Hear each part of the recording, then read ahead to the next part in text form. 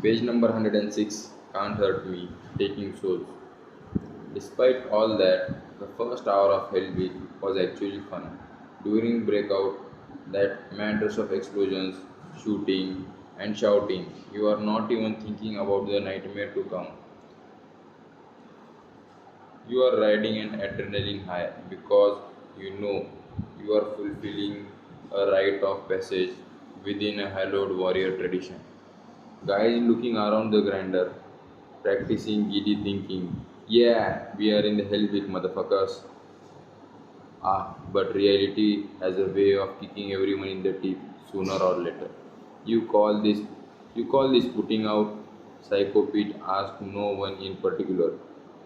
This may be the single sorriest class we ever put through our program. You men are straight up embarrassing yourselves. You realize this part of the job. Stepping over and between us, his boot print in our cooling sweat and saliva, snot, tears, and blood. He thought he was hard, all the instructors did, and they were because they were seals. That fact alone placed them in rare air. You boys couldn't have held my jock when I went through the hell week. I will tell you that much. I smiled to myself and kept hammering as Psycho brushed by. He was built like a tailback, quick and strong. But was he a mortal fucking weapon during his hell week? Sir, I doubt that very fucking much, sir. He caught the eye of his boss, the first phase officer in charge. There was no doubt about him. He didn't talk a whole lot and didn't have to. He was 6 feet 1 inch, but he cast a longer shadow. Dude was jacked too. I am talking about 225 pounds of muscle wrapping tight as steel without an ounce of sympathy. He looked like a silverback gorilla and loomed like a godfather of pain, making silent calculations and taking mental notes. Sir, my dick's getting stiff just thinking about these gaping vaginas weeping and quitting like whiny little bitches this week, Psycho said. The silverback gorilla offered half a nod as Psycho started through me. Oh, you will quit, he said softly. I will make sure of that.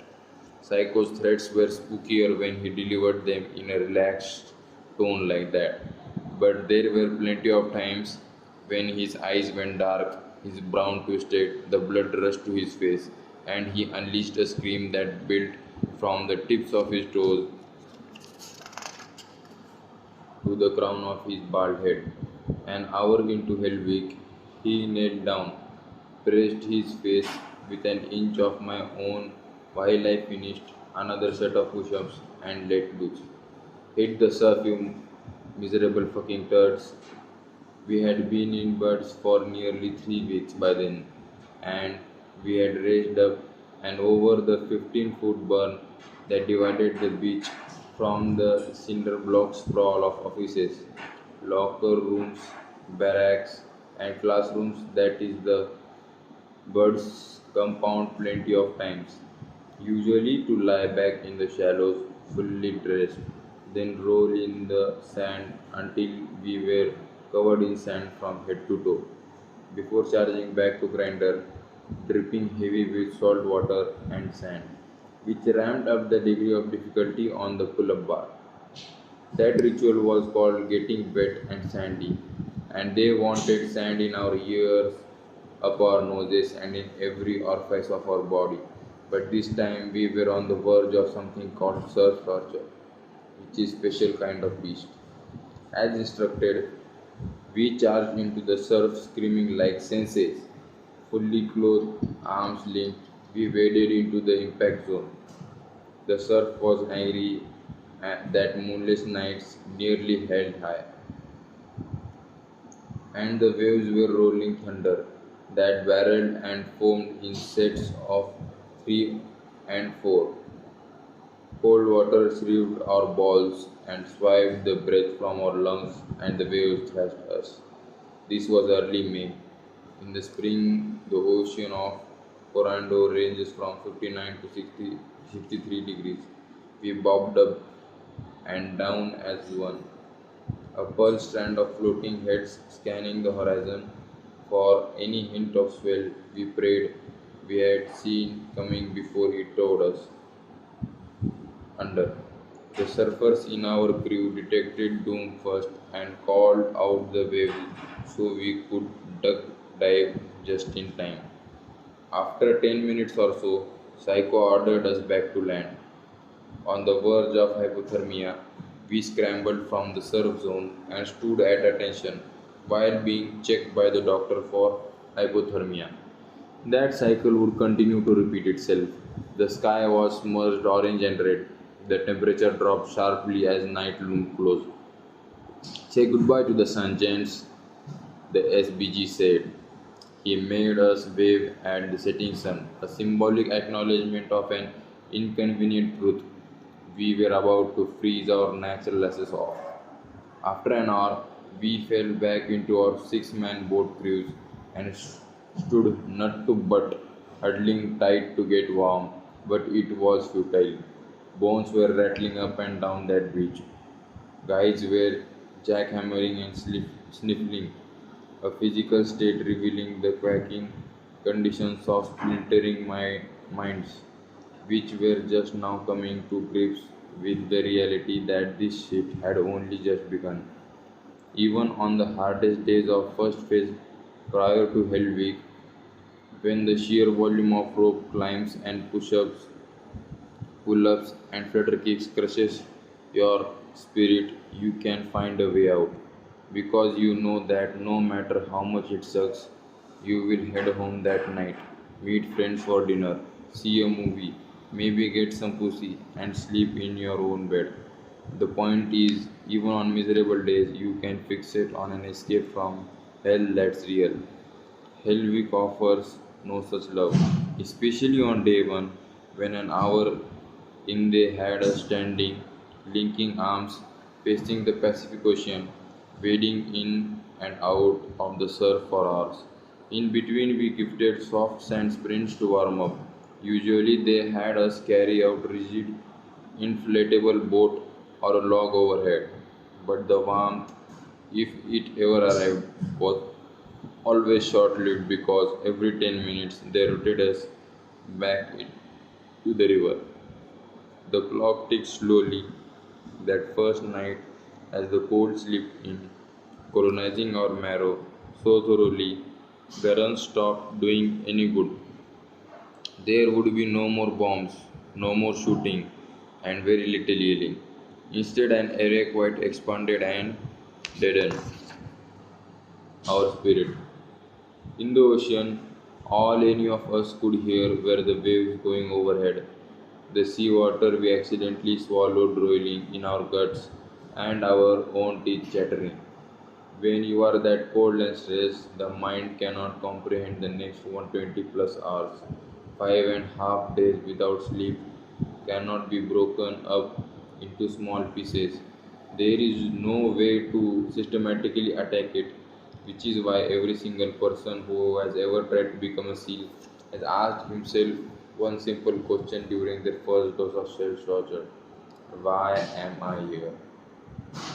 Those innocuous words bubbled up in our spinning minds each time we got sucked under a monster wave at midnight, when we were already borderline hypothermic because nobody has to become a SEAL. We weren't fucking drafted.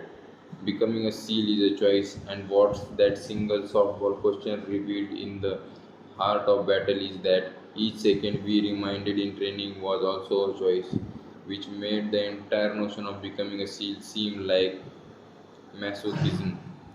It's voluntary torture, and that makes no sense at all to the rational mind, which is why these four words unravel so many men.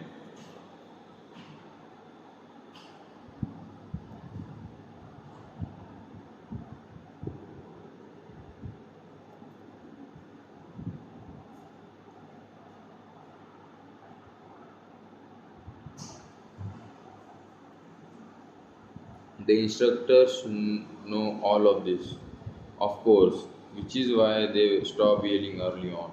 Instead, as the night wore on, Psycho Pete consoled us like a concerned older brother.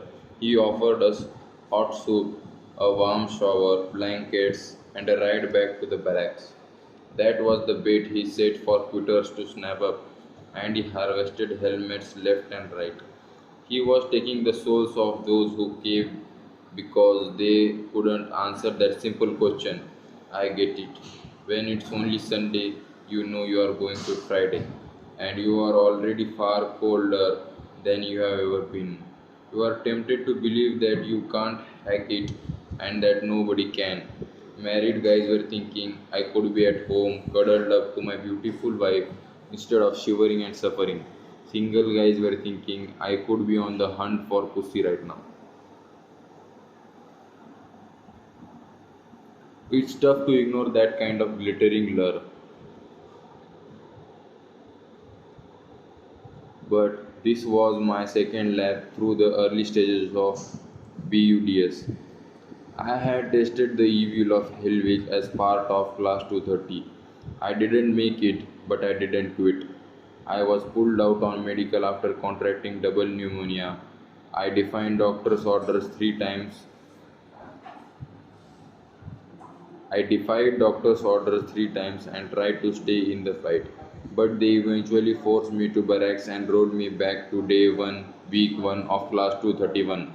I wasn't all the way healed up from that bout of pneumonia when my second buds class kicked off.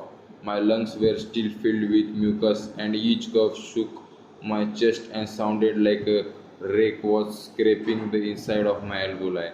Still, I like my chances a lot better this time around because I was prepared and because I was in a boat crew thick with bad motherfuckers. BUDS boats crews are sorted by height because those are the guys who will help you carry your boat everywhere and you go once hell week begins. Size alone didn't guarantee your teammates would be tough. However, and your guys were a crew of square peg misfits. There was me, the exterminator, who had to drop 100 pounds and take the ASVP test twice just to get a SEAL training, only to be rolled back almost immediately. We also had the late Chris Kyle. You know him as the deadliest sniper in the Navy history.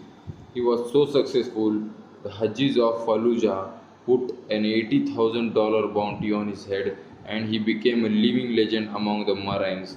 He protected as a member of SEAL team there.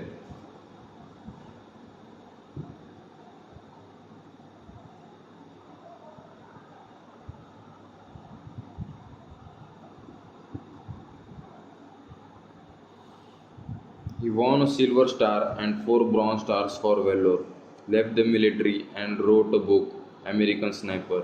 That became a hit movie starring Bradley fucking Cooper. But back then, he was a simple Texas hayseed ro- rodeo cowboy who barely said a damn word.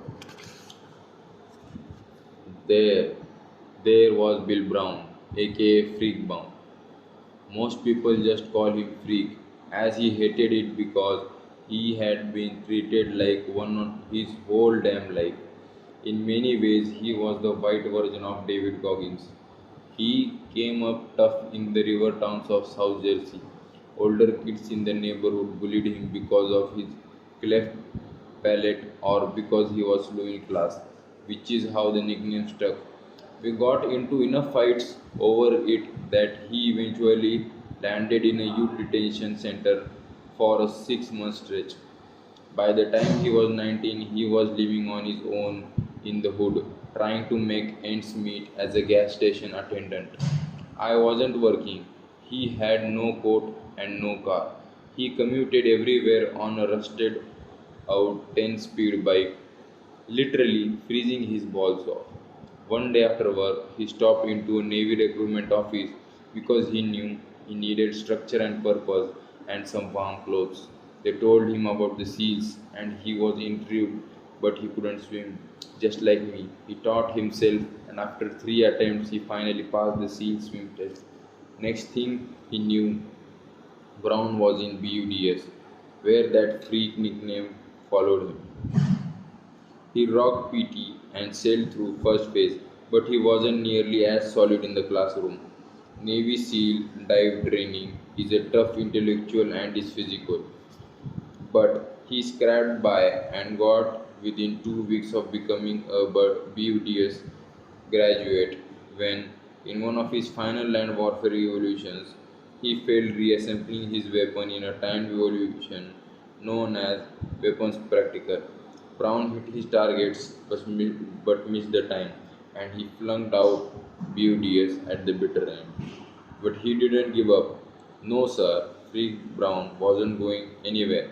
I had heard stories about him before he washed up with me in class 231. He had two chips on his shoulders, and I liked him immediately. He was hard as hell and exactly the kind of guy I signed up to go to war with. When we carried our boat from the grinder to the sands for the first time, I made sure we were the two men at the front where the boat is at the heaviest. Freak Brown, I shouted. We will be the pillars of the boat crew too. He looked over and laid back. Don't fucking call me that, Goggins, he said with a snarl. Well, don't you move out of position, son. You and me up front all fucking week. Roger that, he said. I took the lead of boat crew too from the beginning, and getting all six of us through Hell Week was my singular focus.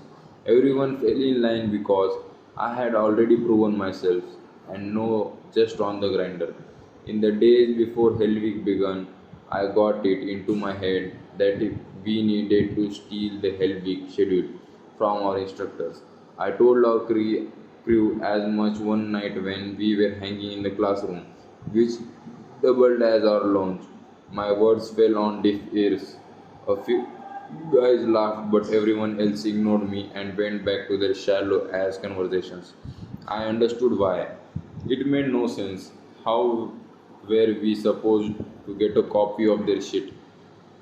And even if we did, wouldn't the anticipation make it worse? And what if we got caught?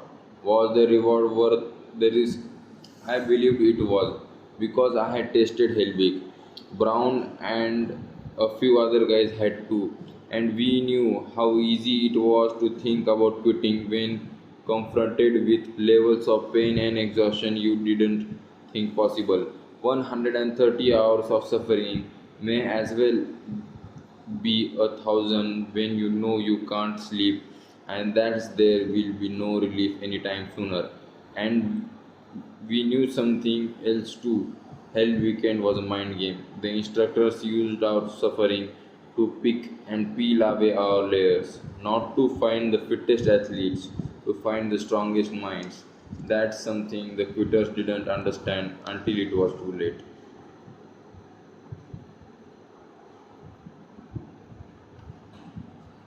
Page number 113 completed. Taking souls.